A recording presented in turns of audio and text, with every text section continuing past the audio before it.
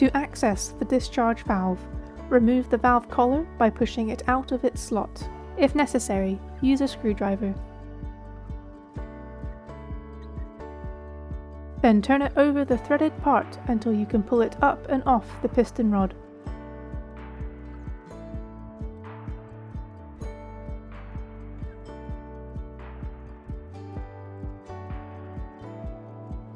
The valve is now free to be removed from the piston rod.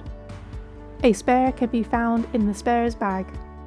Place the replacement valve onto the piston rod. Push the valve collar back into its slot.